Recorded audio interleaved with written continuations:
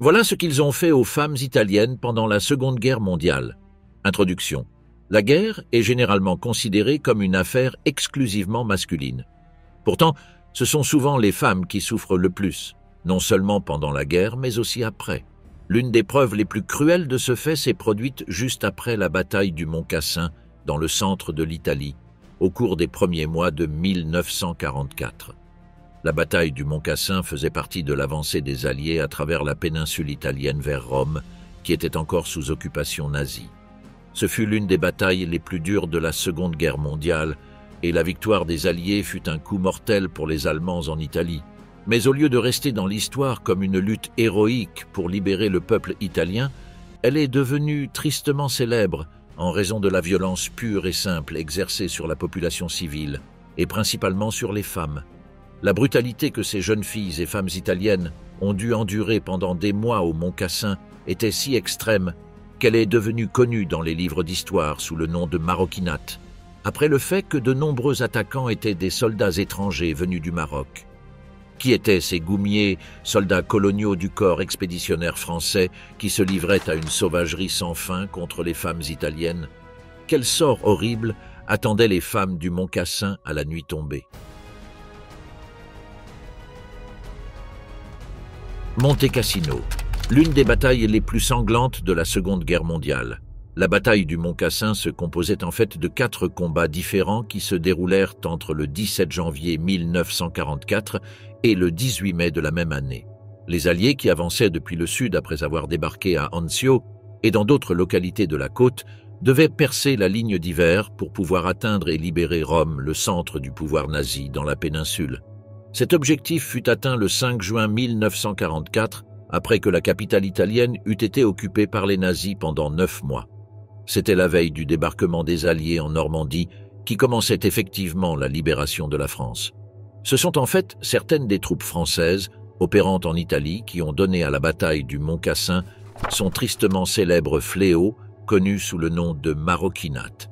Au début de 1944, la partie occidentale de la ligne d'hiver, dont le pivot principal se trouvait sur les pentes abruptes du Mont Cassin, était tenue par les Allemands qui avaient des positions dans les vallées des rivières Gari, Liri et Garigliano, et sur quelques sommets et rochers à proximité. Le 14 mai, l'armée française entreprit de percer un champ près du mont Cassine, dans la province italienne de Frosinone, dans la région du Latium. Grâce aux ravages causés en France par des années d'occupation allemande, son armée en 1944 était composée en partie de ce qu'on appelait les goumiers. Le terme « goum » désignait une compagnie de cavaliers armés d'Afrique du Nord qui furent employés pendant l'occupation française du Maroc à partir de 1908. Plus tard, pendant la Seconde Guerre mondiale, il devint synonyme des troupes algériennes, marocaines et tunisiennes de l'armée française. Les Français avancèrent, détruisirent les lignes allemandes et permirent aux Britanniques du 12e corps britannique de percer la résistance, donnant aux Alliés les mains libres pour passer à la défense suivante de la Wehrmacht, la redoutable armée d'Adolf Hitler. Celle-ci, à ce moment-là, souffrait d'une démoralisation inépuisable dans ses rangs, ainsi que d'un recul non dissimulé dans son avance européenne. Le Mont Cassin fut l'endroit où les Allemands résistèrent le plus. Les forces alliées répondirent en attaquant l'abbaye bénédictine du Mont Cassin avec 350 tonnes d'explosifs entre février et mai 1944. Cependant, leurs attaques vacillèrent au milieu d'une résistance nazie déterminée et de l'épuisement des Alliés, car le 2e corps néo-zélandais fut tenu en réserve plutôt qu'en queue de peloton de l'attaque alliée dans les montagnes au nord de la ville. La première bataille de Cassino se termina avec les Allemands en possession de la ville, des hauteurs et du monastère qui se dressait au-dessus. Cela a incité les Alliés à mener des frappes aériennes sur le Mont Cassin et sur la ville même de Cassino, pour vaincre les forces du Troisième Reich qui y étaient stationnées. Le corps expéditionnaire français qui permit aux Alliés de percer enfin les défenses allemandes était commandé par le général Alphonse Juin, un commandant chevronné qui avait combattu dans différents camps au fil des ans. Connaissant le sacrifice important que ces hommes avaient consenti pour assurer la victoire alliée, il les félicita et leur accorda une liberté d'action. Cela s'avéra être une erreur, car les heures suivantes furent le théâtre de certains des crimes les plus odieux de toute la guerre. Juin aurait sermonné ses hommes au préalable, leur assurant que s'ils gagnaient cette bataille, ils seraient pendant 50 heures les maîtres absolus de tout ce qu'ils pourraient trouver au-delà de l'ennemi. Il leur assura également que personne ne les pénaliserait pour ce qu'ils faisaient, ni ne leur demanderait ce qu'ils faisaient. La nuit suivante, des milliers de goumiers gravissent les pentes des montagnes entourant les villes et villages de la région de Ciociaria. Pour les habitants, la fin de la bataille ne constitue pas un moment de joie où ils recouvrent leur liberté perdue par l'occupant nazi. Ce sera plutôt le début d'un véritable cauchemar. Des témoins affirmeront plus tard que, lorsque les Allemands seront là, les hommes devront se cacher. Mais lorsque les goumiers nord-africains arriveront, ce seront leurs filles et leurs femmes qui devront se cacher. Les goumiers se livreront à des agressions sexuelles et à des pillages d'une ampleur inimaginable. Ce sera un véritable carnage, où même des jeunes garçons et des vieillards seront sodomisés par les insatiables troupes françaises. Des plaintes seront déposées auprès de Juin concernant le comportement de ces hommes. Même le pape sera appelé à intervenir. Plus tard, il prendra la mesure extraordinaire d'interdire aux troupes alliées de couleur l'entrée dans Rome. Le pillage, comme les agressions sexuelles, est aussi vieux que la guerre elle-même, et les vétérans alliés de toute nationalité admettent volontiers avoir volé de la nourriture, du vin et des objets de valeur dans les maisons de civils italiens. Cette pratique était si automatique que les Allemands se mirent à piéger les propositions séduisantes pour piéger les troupes alliées imprudentes. De nombreux soldats alliés moururent en essayant de voler des civils italiens. Les prisonniers de guerre étaient également considérés comme une proie facile, et rares étaient ceux qui parvenaient au camp de prisonniers en possession de leurs montres. D'autres histoires sont plus sombres et ne sont racontées qu'avec beaucoup de regret par les vétérans. Plusieurs ont raconté leur dégoût lorsqu'un camarade vola un cadavre, coupant dans certains cas le doigt d'un Allemand mort pour lui voler son alliance en or. Peut-être plus que toute autre chose, cela met en lumière les effets débilitants de la guerre sur le comportement et la moralité de ceux qui sont forcés de la combattre. Qui étaient les goumiers? Des troupes redoutables mais ingouvernables. Linguistiquement parlant, le terme goum vient d'un mot arabe qui signifie se lever. Les goumiers, majoritairement marocains, constituaient le corps expéditionnaire français sur le front italien. On y trouvait également des soldats algériens, tunisiens et sénégalais. Ils étaient considérés comme les troupes irrégulières françaises et venaient des colonies françaises d'Afrique du Nord. Les goumiers les plus en vue, cependant, étaient originaires du Maroc. Ils savaient qu'ils étaient mal vus pour leurs actes sauvages et se comportaient souvent comme des animaux envers leurs ennemis, en raison de leur mauvaise réputation. Ces corps étaient formellement organisés en 4 divisions commandées par le général Alphonse Juin, un général doté d'une grande expérience militaire et ami de Charles de Gaulle, qu'il avait rencontré au lycée militaire. Juin est né en Algérie française et a combattu pendant les 2 guerres mondiales, au nom de la France. Juin a été capturé par les nazis en mai 1940. Le régime français de Vichy l'a installé comme commandant en chef de l'armée française d'Afrique du Nord. Juin rejoignit cependant rapidement les Alliés peu après le débarquement de l'opération Torch en novembre 1942. Juin dirigea ses guerriers montagnards du corps étranger du Maghreb avec une grande habileté tactique militaire et avec succès lors de la première bataille de Cassino de fin janvier à début février 1944 et traversa avec succès la rivière Rapido au nord de la ville et du monastère. Il critiqua les commandants de la 5e armée pour ne pas avoir engagé le 2e corps néo-zélandais dans l'assaut, ce qui aurait pu permettre au corps étranger et à la 34e division américaine de se diriger vers le sud derrière les positions allemandes et dans la vallée de la Lyrie, débordant ainsi la ligne d'hiver lors de la première bataille de Cassino. Plus tard, sous son commandement, les 4 divisions du corps étranger se déplacèrent adroitement à travers une zone montagneuse difficile lors de l'opération Diadème, contribuant grandement à la percée de la ligne d'hiver à la mi-mai 1944. Pour cela, Juin fut loué, mais son nom restera plus tard associé à jamais aux abus insensés des goumiers. Les colons nord-africains qui rejoignirent les unités dirigées par Juin étaient au nombre de 7833 et étaient facilement identifiables grâce à leurs tuniques de laine verte, caractéristiques à bandes multicolores, et à leurs sandales en corde. Ils n'étaient pas vraiment habillés pour le combat, mais leur uniforme inspirera plus tard la peur à l'ennemi et aux civils. Ils portaient également la fameuse jambia, une arme qui évoque le mystère et la tradition. La jambia est un poignard à lame courbée dont la taille varie selon le goût du porteur, et on dit qu'il l'utilisait pour couper les oreilles et le nez des ennemis tués afin d'en faire des colliers. C'est dans la ville de Cassino que l'armée française se heurta à la puissance allemande. Les forces d'Adolf Hitler opposèrent une résistance acharnée, ne se résignant pas à perdre la position. Jusqu'alors, les goumiers avaient progressé sans réelle difficulté à travers la péninsule italienne. 3 groupes de goumiers, sous le nom de corps de montagne, constituèrent l'avant-garde de l'attaque du corps expéditionnaire français à travers les monts Orunco lors de l'opération Diadème, la 4e et dernière bataille du mont Cassin. La ville fut finalement prise par les Alliés le 18 mai 1944.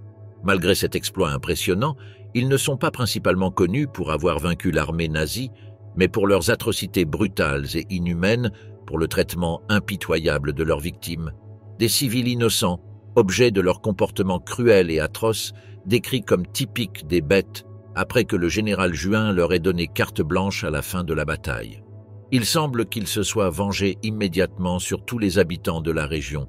Indépendamment de leur sexe et de leur âge, tous les habitants de la région devinrent la cible de leurs appétits sexuels les plus féroces, effroyablement agressifs et sadiques.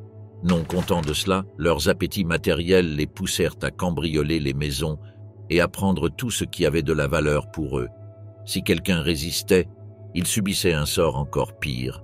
Tout cela se fit avec le soutien du commandant français qui les motivait à perpétrer une horreur aussi sanglante, et avec le silence complice du général de Gaulle, qui était certainement au courant de ces événements. Étant l'autorité militaire suprême, il était en son pouvoir de mettre fin à cette folie, mais il choisit de ne pas le faire. Les forces du Troisième Reich, qui avaient laissé la région de Montepetrella à l'est de Cassino partiellement sans défense, savaient que seules les troupes de montagne marocaines auraient pu survivre dans cette région, et elles n'avaient pas tort. Sachant de quoi elles étaient capables, les Allemands avertirent la population civile du danger imminent en larguant des tracts, les incitant à fuir en mai même. Malgré la terreur imminente, tout le monde n'était pas prêt à tenir compte du message d'avertissement venu du ciel de leur propre ennemi occupant le pays. Les seuls qui réussirent à se sauver furent les nombreux enfants évacués par la garde nationale républicaine fasciste. Ils furent envoyés dans des colonies de la région de Rimini où ils furent sauvés. La grande majorité des réfugiés, cependant, choisit de se cacher sur le plateau de Poleka, un territoire situé au pied du mont Petrella. Mais les soldats africains, hautement entraînés et habitués à la montagne, parvinrent facilement à les atteindre et à les soumettre aux mêmes sévices, voire à des sévices pires que ceux infligés aux autres civils du mont Cassin. Ces sévices duraient souvent toute la nuit, et les cris des victimes étaient entendus au loin par les autres troupes alliées. Le 14 mai au matin, les Américains découvrirent que les Allemands qui leur faisaient face sur les hauteurs autour de la ville de Santa Maria Infante s'étaient retirés pour garder le contact avec leur flanc gauche qui subissait les attaques françaises. Ils poursuivirent ensuite leur progression à travers les montagnes et n'eurent d'autre choix que de faire face à des arrière-gardes, des mines et des pièges. Sur leur flanc droit se trouvaient les goumiers, et les Américains reçurent pour instruction de porter du ruban adhésif à l'arrière de leur casque pour éviter d'être pris pour des Allemands s'ils rencontraient les Nord-Africains pendant la nuit. Même les Alliés avaient peur de ce que les goumiers pouvaient leur faire la nuit. Selon des témoins oculaires, la tombée de la nuit a eu un effet magique, car c'était le moment où les hommes se transformaient en monstres et déchaînaient leur colère contre la population civile. Le mitrailleur américain Len Diabas, attaché à une unité de goumiers, raconte qu'en arrivant à la ville de Spigno, ils ont entendu des coups de feu et des cris venant du village. Ils savaient qu'il n'y avait plus de troupes allemandes là-bas, donc ils ne savaient pas ce qui se passait. Un compatriote américain a dit « Je pense qu'ils attaquent ces femmes ». L'un des sergents a demandé s'il devait en faire quelque chose, mais on lui a répondu qu'il devait attendre les ordres. Ils ont continué à entendre les cris des femmes à travers les bruits de la guerre, une expérience éprouvante. Un spectacle particulièrement horrible a été observé par d'autres soldats américains qui ont raconté comment ils ont trouvé un prédicateur qui avait été horriblement battu et maltraité, et dont le corps a ensuite été jeté dans la rue comme un déchet. Interrogés sur le sort du prêtre, d'autres personnes apprirent qu'il avait eu la terrible idée d'intervenir pour tenter de sauver 3 petites filles des abus des goumiers. Ils se tournèrent alors vers le prêtre qui fut violemment battu, attaché à un poteau et agressé sexuellement par plusieurs hommes qui se relayèrent toute la nuit. Finalement, le prêtre mourut des suites de ses blessures. Le commandement militaire français, ne pardonnant pas ces crimes, exécuta aussitôt un certain nombre de coupables, mais cela ne mit pas fin à la sauvagerie. Sur le plan militaire, les Français avaient de quoi être fiers. L'attaque audacieuse de juin à travers les montagnes avait brisé le flanc sud-ouest de la ligne d'hiver, et la rapidité des attaques suivantes empêcha les Allemands de tenir la ligne Hitler dans le secteur côtier. Cela rendit également la position allemande dans la vallée du Liri beaucoup plus difficile. Les Britanniques en étaient conscients et, tard dans la journée du 16e mai, le commandant de la 8e armée, le lieutenant-général Lise, ordonna à la 78e division de couper la route derrière Cassino. Au même moment, le corps polonais, qui avait subi de si lourdes pertes le premier jour de l'attaque, devait tenter à nouveau sa chance dans le redoutable monastère. Témoignage d'un témoin oculaire sur la cruauté débridée envers les femmes, les filles et les prêtres. Les témoins et les victimes directes ou indirectes de ces atrocités commises par les soldats sont nombreux. Les habitants se souviennent encore avec effroi de certaines scènes qu'ils ont vues et vécues de leurs propres yeux. Bien que beaucoup ne soient plus en vie pour raconter ce qu'ils ont vécu, le récit de ce qu'ils ont vécu s'est transmis de bouche à oreille, de génération en génération, et continue à ce jour de donner de la véracité à l'un des nombreux chapitres sombres de cette terrible guerre. Les blessures causées par cette attaque inadmissible sont loin d'être cicatrisées, et ceux qui en ont souffert ne peuvent oublier un seul instant, comme le montre leur récit. De nombreuses personnes ont été obligées de quitter leur domicile, car elles ne s'y sentaient pas protégées. Plusieurs personnes et des familles entières se sont cachées pour être en sécurité, sachant que beaucoup n'avaient pas ce privilège. Sortir signifie presque certainement devoir en payer les conséquences. Se cachant, essayant de se protéger, ils entendaient constamment des appels à l'aide, même s'ils ne pouvaient rien faire. De nombreux survivants disent avoir ressenti un sentiment de lâcheté, mais d'un autre côté, ils ne pouvaient pas faire grand-chose pour aider leurs semblables. Ils préféraient ne pas être de nouvelles victimes, mais plutôt protéger leurs proches. À la nuit tombée, le cauchemar commença. On entendait les gémissements des jeunes femmes enlevées dans l'après-midi. Des gémissements qui ne trouvaient aucun réconfort et glaçaient le sang de ceux qui les écoutaient. Ils pensaient à leur tour qu'ils pourraient être les prochains à subir les mêmes violences. Ils gardèrent donc le silence, même si leurs cris étaient désespérés. Dès lors, la bataille du Mont Cassin devint synonyme d'horreur. Le mot maroquinate resta dans l'imaginaire populaire de cette région qui vécut de près la terreur de la guerre. Des populations civiles entières furent victimes des Alliés, qui étaient théoriquement venus en Italie pour les libérer de l'occupation nazie et les débarrasser du fascisme brutal des pays de l'Axe, dirigé d'abord par Benito Mussolini, puis par Adolf Hitler. L'armée militaire française sur la péninsule comptait 130 000 hommes, dont près de 8 000 colons africains. Tous furent souillés par ces actes aberrants. Ce qui se passa fut bien plus terrible que le pire cauchemar imaginable pour ceux à qui cela s'adressait. Le plus terrible, peut-être, est le fait que tout cela se passa en une seule nuit, celle du 18 mai 1944, après que les soldats eurent écouté leur général commandant. Des milliers de goumiers quittèrent leur camp pour errer dans la zone, englobant plusieurs villages de la région de Siociaria. Se sentant libres de faire ce qu'ils voulaient sans être punis. L'enfer le plus terrifiant s'est déchaîné. Pendant plus de 50 heures, il n'y eut aucun contrôle, ni aucune résistance, et la violence de groupe prit le dessus. Tout était infernal, et la cruauté avec laquelle ils traitaient leurs victimes était terrifiante. Les troupes étaient sélectives au début, choisissant les victimes les plus attirantes pour les attaquer en premier. Mais ensuite, elles déployaient toute leur capacité de malveillance sans se soucier de qui en était la victime. Entre elles, personne n'empêchait l'agression, bien au contraire. Elles s'encourageaient mutuellement à s'encourager et à augmenter leur degré de cynisme et à en faire plus. Comme s'il s'agissait d'une compétition, elles s'efforçaient de créer les scènes les plus dantesques, terribles par leur ampleur en raison des dégâts causés, où aucun adjectif ne peut décrire le caractère aberrant de ce qui était vécu. Dans de nombreux cas, ce n'étaient que des enfants qui étaient choisis pour subir les abus, pas même des adolescents ou des femmes mûres, comme cela se produirait plus tard. Même des grands-mères, qui dans de nombreux cas avaient plus de 80 ans, furent martyrisées par les attaques alliées. Dans un village de la région qui a été pris d'assaut par des centaines de soldats marocains, 30 femmes et 2 hommes auraient été attaqués en peu de temps. Tout s'est passé si vite que personne n'a pu les avertir de se cacher. Il n'y avait aucune issue pour les victimes de ce désastre. Dans une autre localité, 2 sœurs ont été contraintes de satisfaire un peloton de près de 200 soldats dans un acte choquant d'une cruauté et d'une brutalité sans précédent. Les souffrances causées pendant le harcèlement ont été délibérément et inutilement aggravées. Un autre cas vraiment incompréhensible est celui de près de 300 combattants qui se sont déchaînés contre un homme âgé et ont décidé de l'abuser sexuellement en groupe pour se divertir. Abuser des hommes était un acte de routine qui assouvit leur soif monstrueuse et aucun village de la région n'était à l'abri de cela.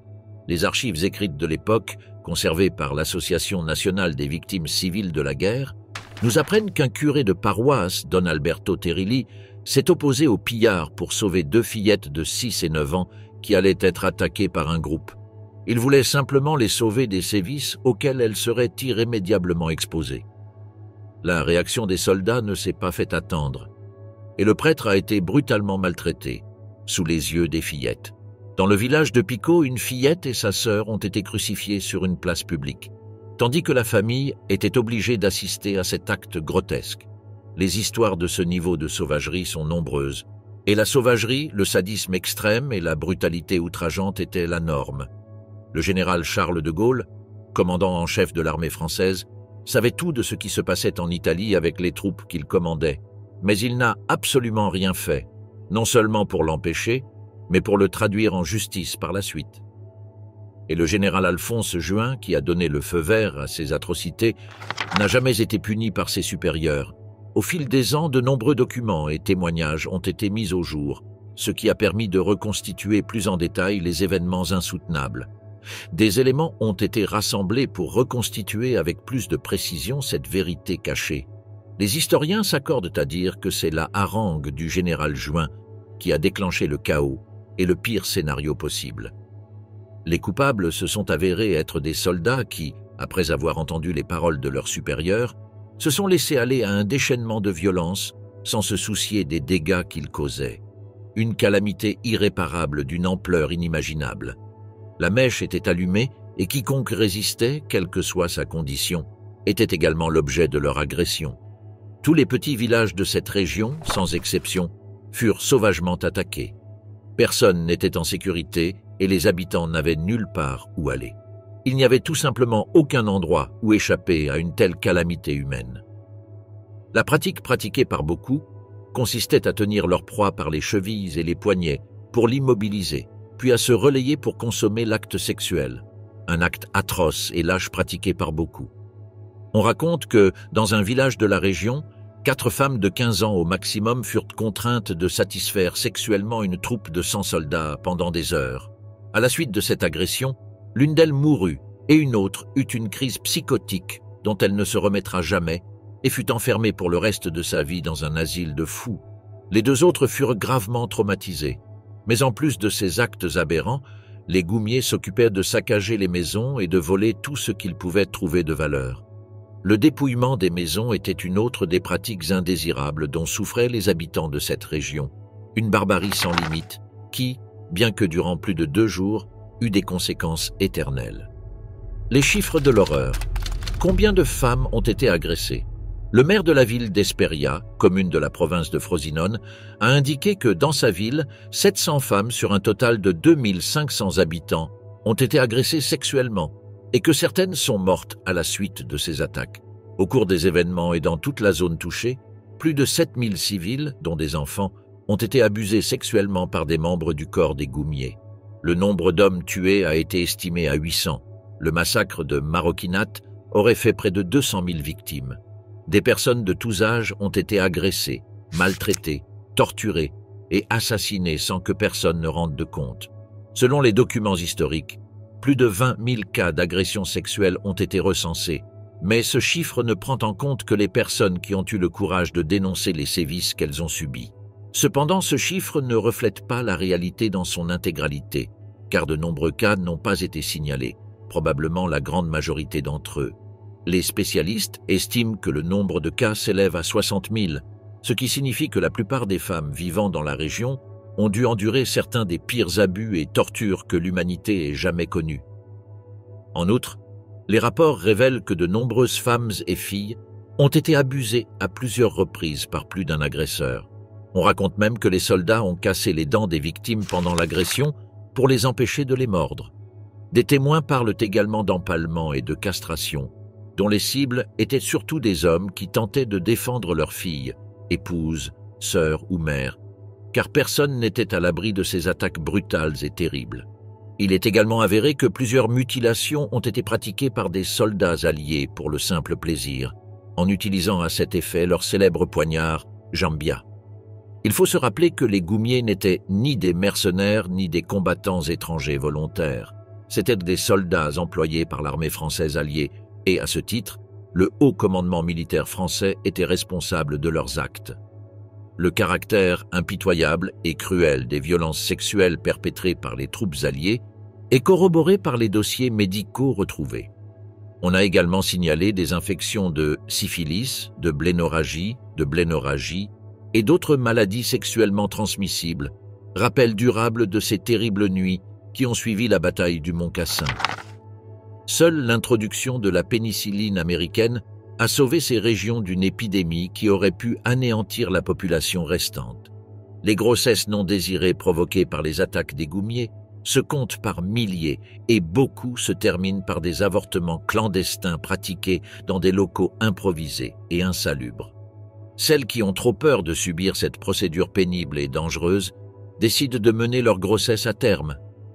Après la fin de la guerre, en septembre 1945, de nombreux enfants naissent à la suite de ces agressions, dont beaucoup sont donnés en adoption à l'orphelinat de Veroli. On estime à environ 400 le nombre de bébés arrivés à l'orphelinat de Veroli. Bien entendu, ce chiffre est extrêmement élevé pour la région, et la plupart de ces enfants ne sont jamais adoptés et continuent à vivre à l'orphelinat jusqu'à leur majorité, sans jamais savoir qui sont leurs vrais pères et mères. Les documents d'archives montrent clairement que les attaques ne sont pas uniquement le fait de soldats africains de l'armée française, mais aussi de Français blancs. Contrairement à ce que la propagande alliée a tenté de faire croire, il ne s'agit pas d'une question ethnique. Il s'agit de l'un des événements les plus sombres de l'opération militaire la plus brutale du XXe siècle. Les Français de souche représentent environ 40% des forces combattantes et il est impossible d'attribuer la responsabilité des griefs aux seuls colons africains. Bien entendu, lorsque le général Juin les autorise à agir à leur guise sans représailles, il s'adresse à l'ensemble des troupes et non pas seulement aux colons. La France a toujours essayé d'éviter d'assumer la responsabilité de ce qui s'est passé. Chaque fois que la question a été soulevée, on a sous-entendu que les événements du Maroquinat devaient être imputés à la mauvaise conduite d'une partie de ces troupes seulement, au lieu d'être une situation généralisée dans l'armée française. Cette position officielle française offre un discours très raciste et discriminatoire, car elle ignore le fait que c'est le général Juin lui-même, de sang européen, qui a incité les troupes à déchaîner une violence sans fin contre la population civile. Un rapport britannique montre clairement que des soldats français sans lien avec des racines marocaines ou nord-africaines ont été responsables d'innombrables agressions sexuelles sur des femmes, jeunes et âgées. De telles agressions n'ont pas eu lieu dans des sous-sols obscurs, mais en pleine rue. Cela a constitué une humiliation supplémentaire pour les victimes et a facilité l'identification des auteurs. Le même rapport britannique décrit la sodomisation de centaines de prisonniers et la castration de ceux considérés comme les chefs de leur communauté. Ces faits démontrent l'indifférence et la complicité absolue des autorités françaises, qui semblent avoir participé au massacre et sont restées muettes face à cet acte effroyable. Les mêmes rapports indiquent que toutes les femmes des villages de Patrica, Pofi, Isoleta, Supino et Morolo ont été agressées sexuellement.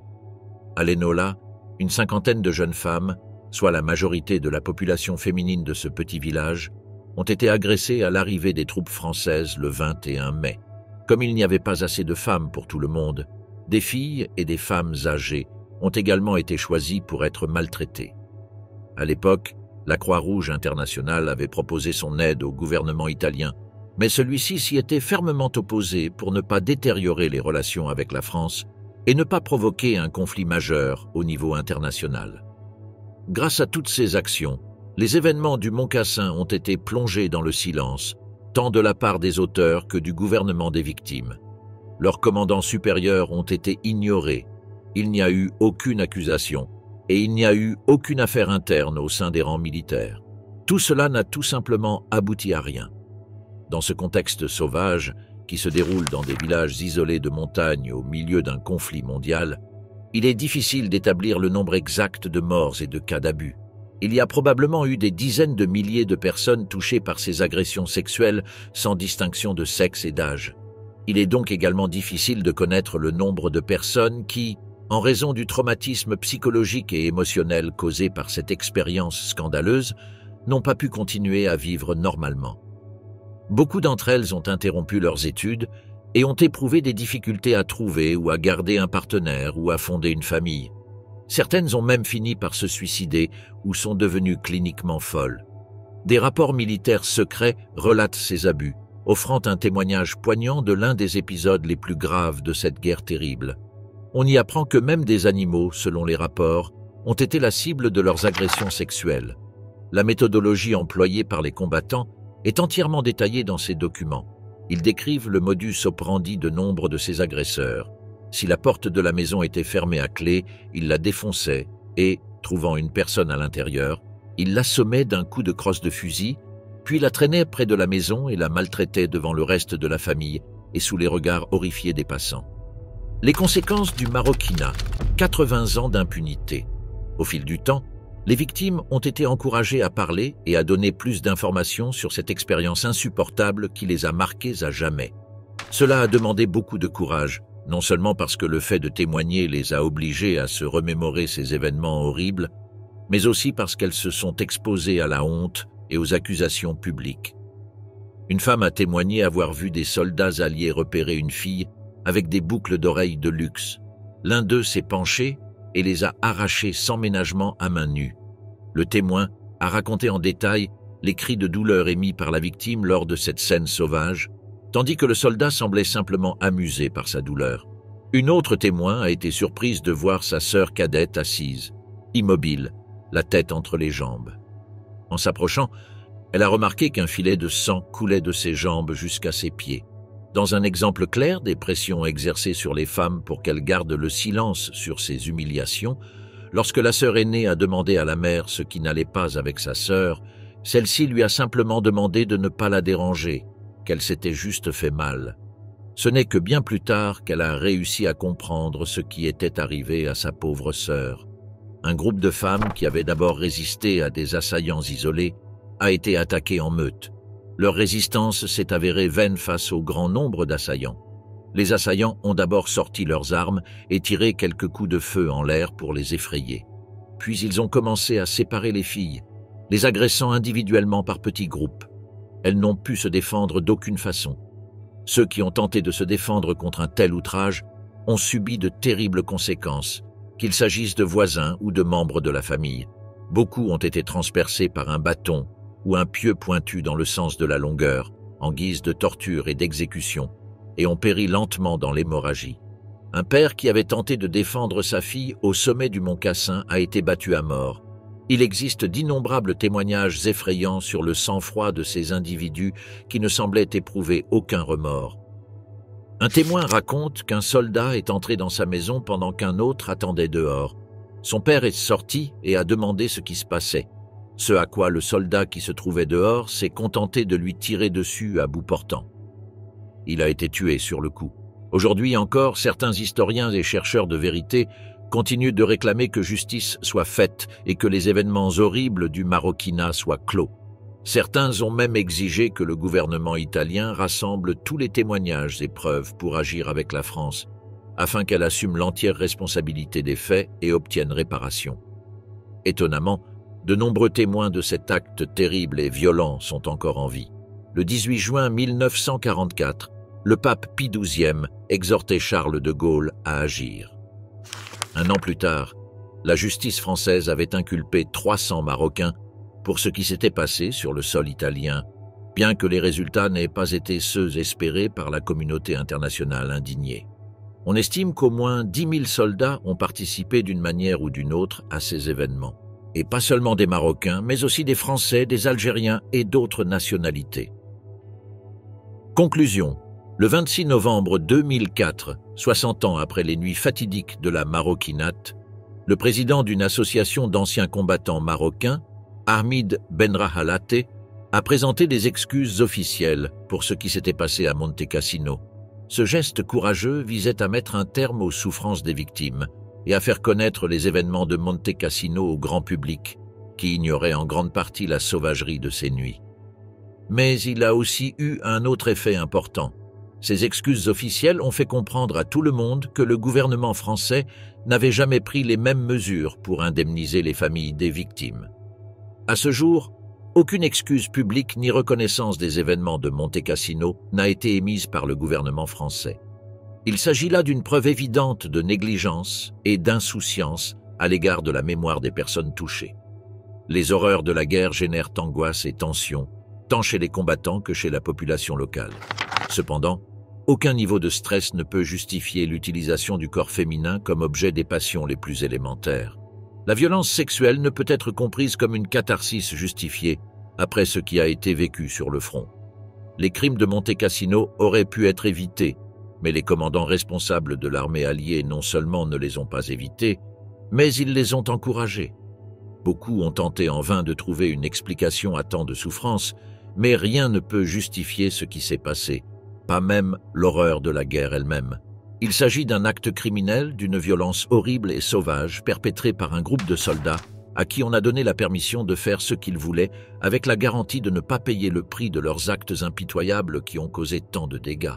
Il est encore plus impardonnable que, tout au long de l'histoire, les gouvernements impliqués n'aient jamais présenté d'excuses aux victimes qui n'ont que leur voix pour raconter leur histoire et empêcher que cela ne se reproduise.